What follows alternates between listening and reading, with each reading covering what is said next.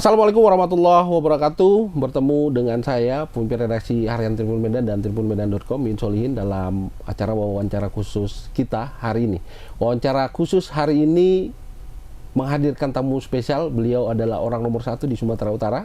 Beliau adalah PJ Gubernur Sumatera Utara, Bapak Hasanuddin. Sehat Pak hari ini? Alhamdulillah sehat. Alhamdulillah sehat.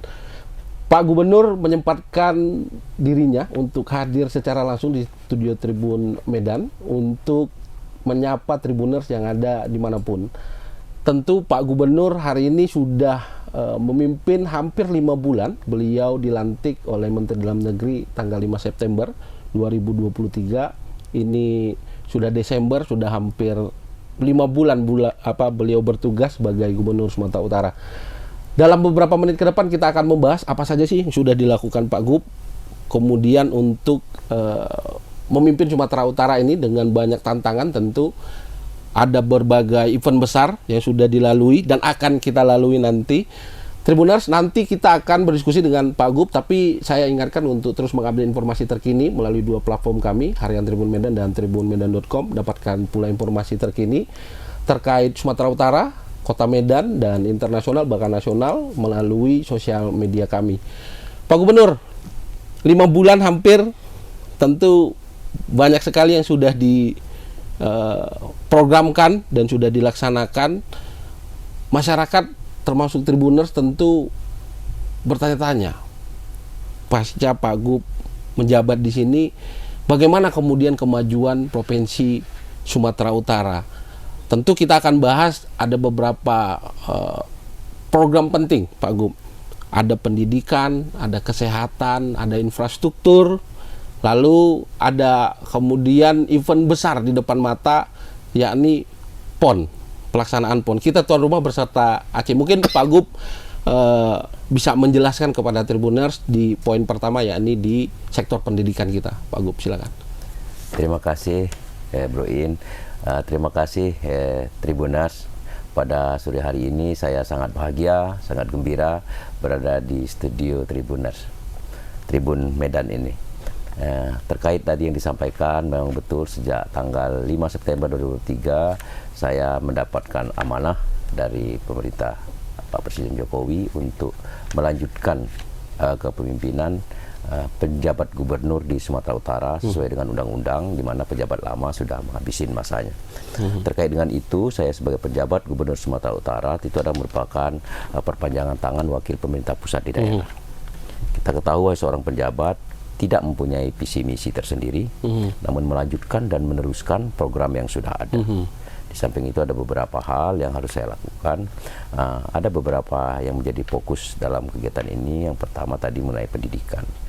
Kalau berbicara masalah pendidikan, saya lihat beberapa program yang sudah ada itu saya masuk adalah triwulan ketiga dan menjelang triwulan keempat program anggaran 2023 ini, di mana semua program sudah berjalan on the track. Sehingga saya bagaimana mempercepat, mempertajam sasaran yang sudah ada, sehingga bisa mencapai target-target yang sudah ditentukan.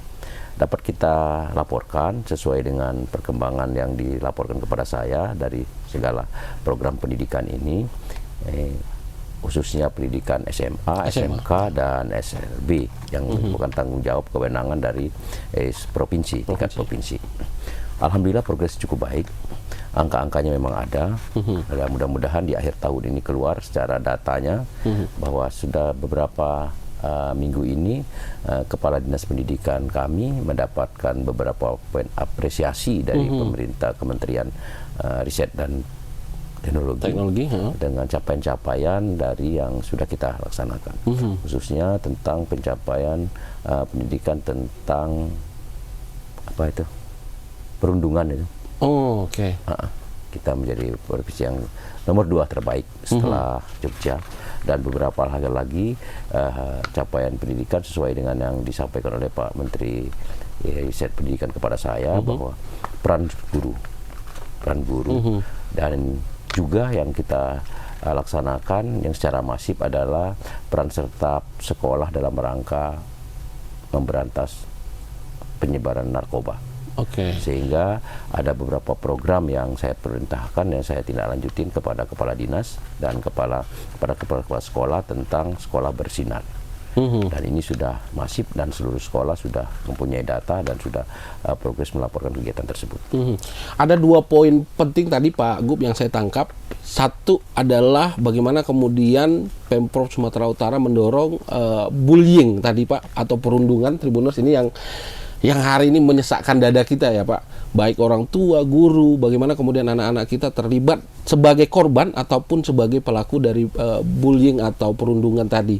Dan yang kedua tadi terkait bagaimana kemudian sekolah kita bebas dari narkoba. Nah, 2 poin ini saya pikir sangat menarik Pak, karena hari ini kemarin aparat penegak hukum kita melakukan proses pembersihan luar biasa. Saya lihat tentu ada peran Pak Gubernur, bagaimana kemudian titik-titik rawan narkoba, bahkan ada satu usaha mungkin Tribuners juga sudah tahu, itu diratakan sama Satpol PP. Kenapa bisa Bapak jelaskan kenapa komitmen dua poin ini yang menjadi dorongan besar untuk Pemprov Pak? Terima kasih. Baik. Jadi memang pertama kaitan dengan narkoba. Ini memperhatikan kita semua. Kenapa demikian? Terdata di seluruh nasional Indonesia itu yang terpapar narkoba, yang terpapar dan terdata itu kan, itu adalah 3,5 jutaan. 3,5 juta. Namun demikian dari data 3,5 juta itu 1,4 juta adalah Sumatera Utara. 3,5 juta, 1,4 juta di Sumut. Di Sumut. Sehingga Bapak Presiden Joko Widodo memandang perlu bahwa perlu penanganan secara khusus di Sumatera Utara, sehingga Bapak Pangdam dan Bapak Kapolda diajak ke Jakarta untuk melaksanakan rapat terbatas khusus membahas narkoba di Sumatera Utara. Oke, artinya sudah ada konsen dari Pak Presiden untuk kemudian bersama bangkit memberantas narkoba ini. Betul sekali. Sehingga kalau kita kalkulasi, makanya setiap saat saya menghimbau, mengajak seluruh masyarakat kita bahwa kita adalah perang dengan narkoba. Katakan tidak pada narkoba. Kenapa demikian?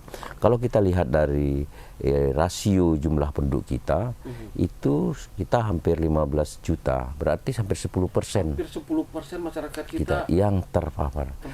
Pemahamannya Tribuners bahwa yang terpapar ini kan yang terdata. Dan Bapak yakin ada yang tidak terdata? Yakin, saya yakin. Karena apa? Yang terdata ini kan berarti yang terpapar mungkin yang pernah dicek, atau bisa jaringan tertangkap gitu, dan lihat jaringannya. Yang tidak, yang bebas-bebas saja. Kita nggak tahu, mungkin kita nggak tahu. Ada anak-anak pelajar kita di situ. Bisa jadi. Ada ibu rumah tangga. Bisa mungkin. jadi. Atau seorang suami yang kemudian juga terlibat dalam narkoba. Nah, oleh karena itu saya berpikir, apalagi ada berita-berita yang tersebar bahwa modus operandi penyebaran narkoba ini sangat memprihatinkan kita di sekolah-sekolah, bahkan anak-anak dan sebagainya. Nah, kita perlu tahu bahwa menghadapi tahun 2045 Indonesia Emas, kita akan mendapat bonus demografi. Bonus demografi yang harusnya sehingga pemuda kita ini harus kita siapkan, jangan menjadi beban demografi. Kenapa demikian? Berarti kita harus punya generasi muda yang unggul, yang produktif. Apa yang akan terjadi manakala nanti terpapar narkoba? Oleh karena itulah saya berpikir harus diberantas dimulai dari para pelajar. Maka dari itu kita membentuk sekolah bersinar. Jadi kita sudah membentuk satgas-satgas, sudah kita kumpulkan semua dan sudah kita bentuk dan sudah saya lantik. Setiap sekolah diturunkan menjadi kelas-kelas, setiap wali kelas mendata semua siswinya, ada enggak yang narkoba. Sehingga manakala ini ada, segera teridentifikasi dan diambil langkah.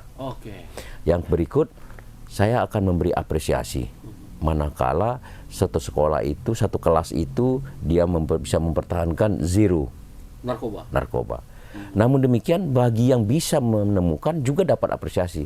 Namun demikian saya sampaikan, apabila dari satgas ini nanti ditemukan oleh aparat penegak hukum atau dia tertangkap tangan OTT, dia mendapatkan punishment.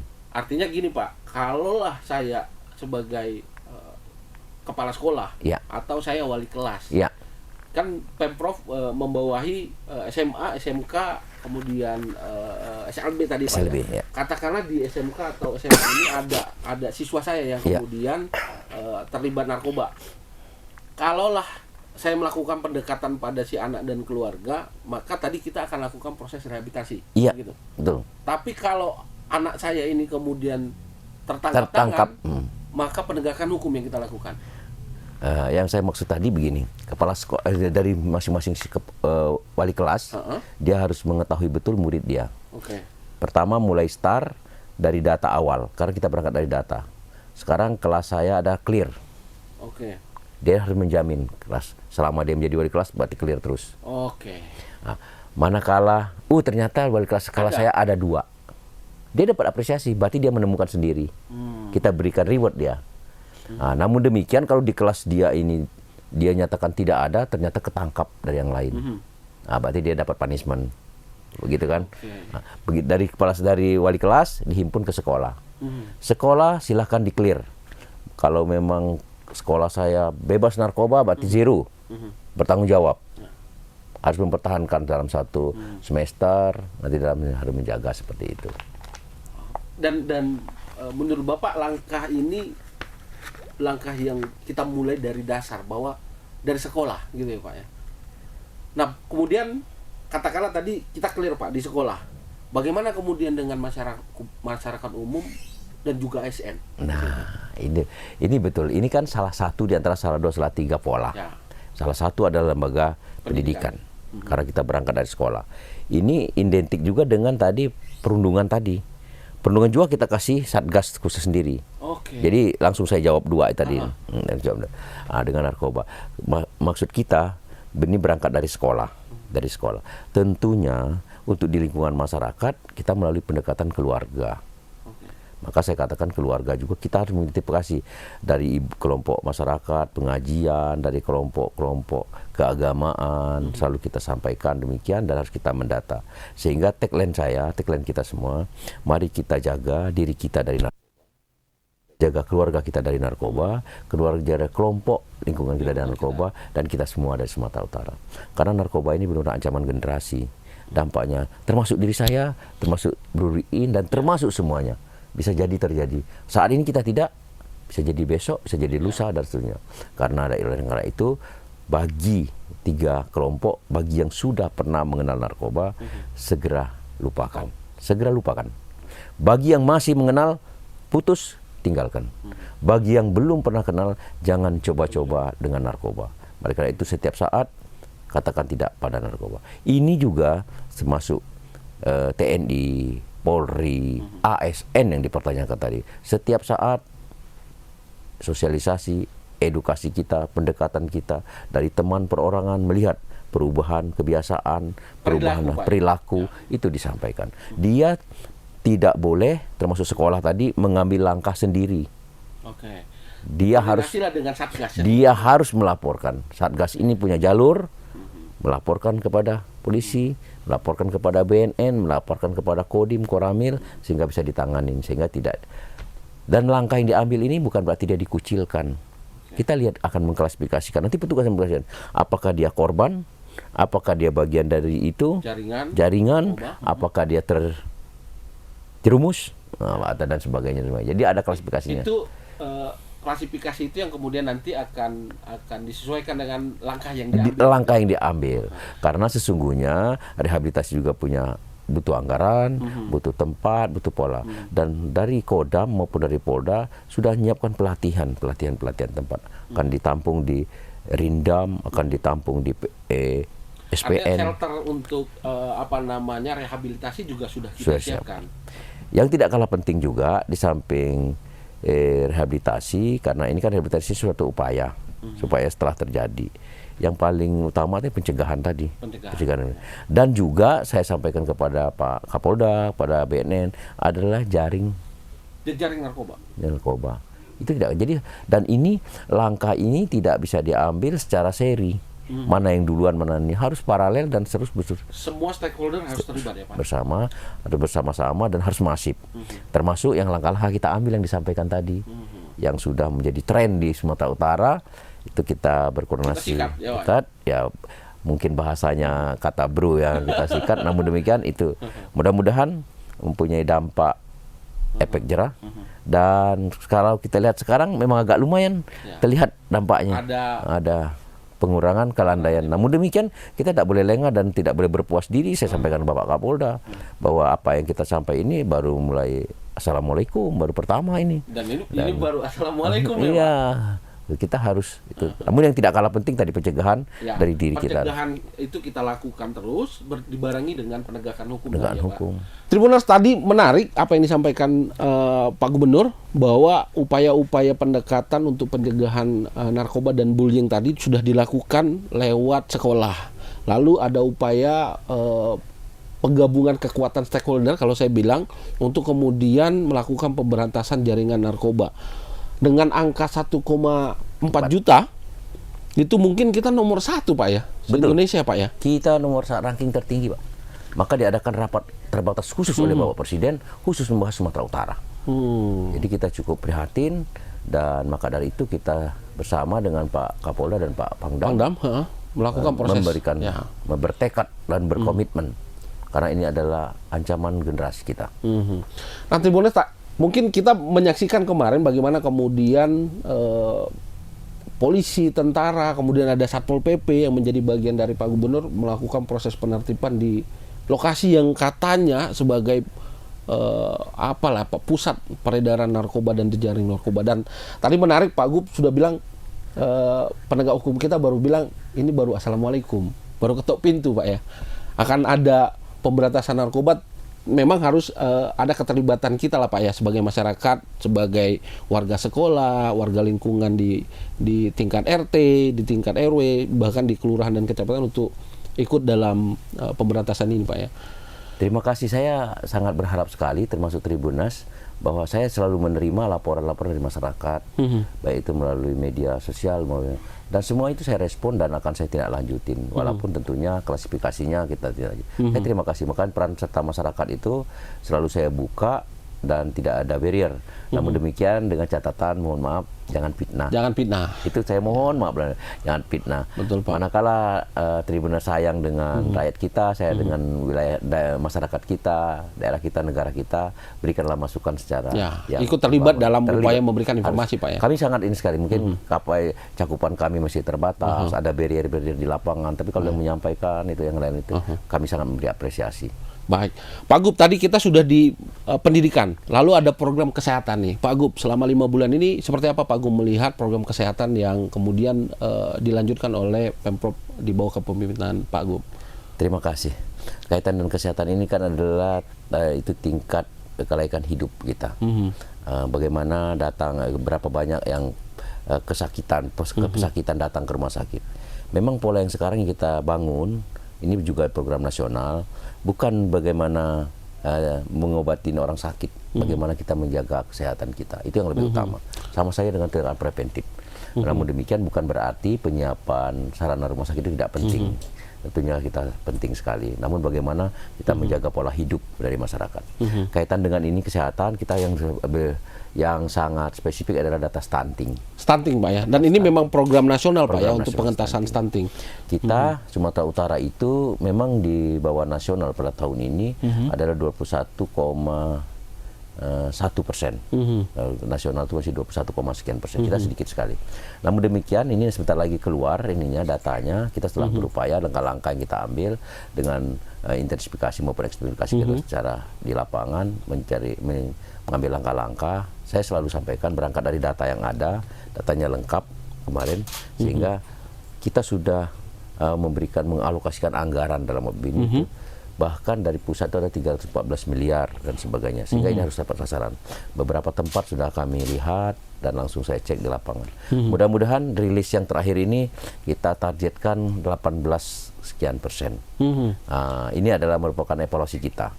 Karena nanti diharapkan tahun 2024 ini sudah bebas zero stunting ya Pak? Belum. Atau apa ada persentase yang ditetapkan? 16 ini.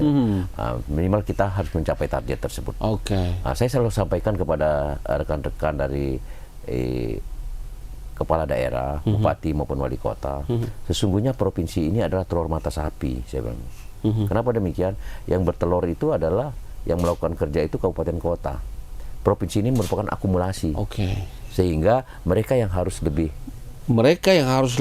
Efektif melaksanakan program melakukan itu. stunting ini, Pak. Kami adalah dari pemerintah provinsi adalah memperkuat, melihat sasarannya harus dipertajam, tepat sasaran. Kebutuhannya harus ditambah. Memang ada pemerintah kabupaten kota, ada provinsi dan BKKBN dalam proses pengentasan stunting ini kan, Pak. Betul. Nah, memang kalau kita lihat isu stunting menjadi isu kesehatan yang hari ini, kemudian ada target secara nasional 16% ya, Pak ya. Betul. 16% yang memang menjadi target dari setiap daerah untuk mencapai itu.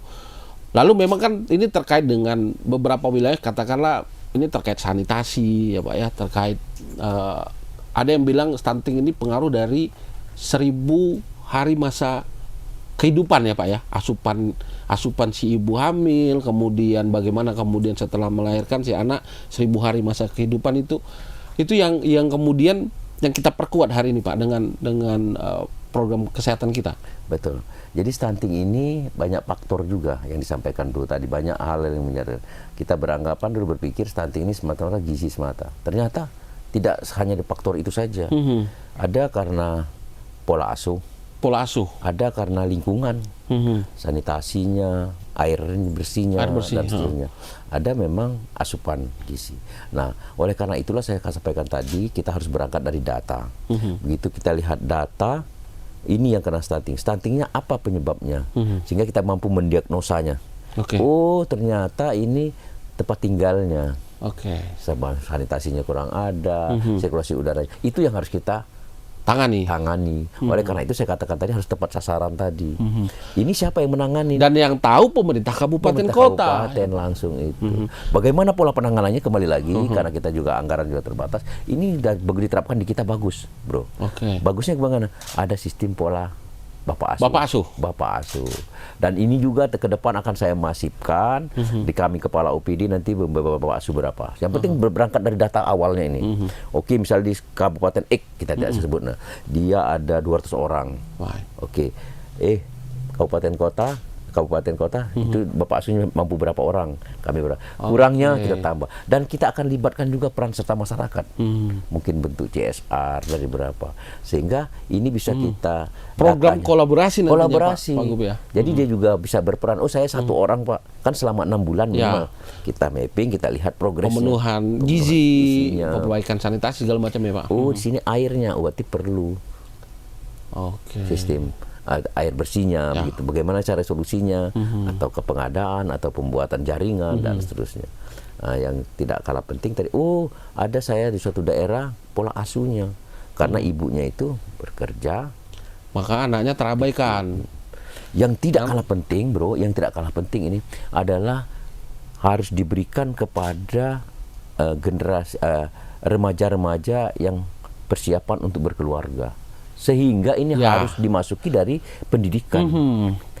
Saya kemarin bagus menarik gagasan dari Ibu Ketua PKKIC saya.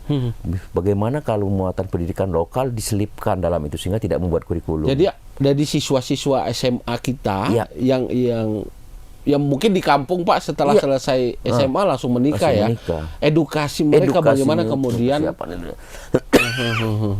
Betul sekali. Tribunnews memang stunting ini menjadi perhatian semua pihak, termasuk Tribun, Pak Gub. Tribun News itu kami punya program Semesta Mencegah Stunting. Kami kemudian menjembatani para klien bisnis kami untuk kemudian terlibat dalam program 2 telur cukup, Pak. Jadi setiap klien kami itu kita ajak untuk memberikan bantuan telur kepada masyarakat. Di Sumut kita juga sudah jalan Tribunnews.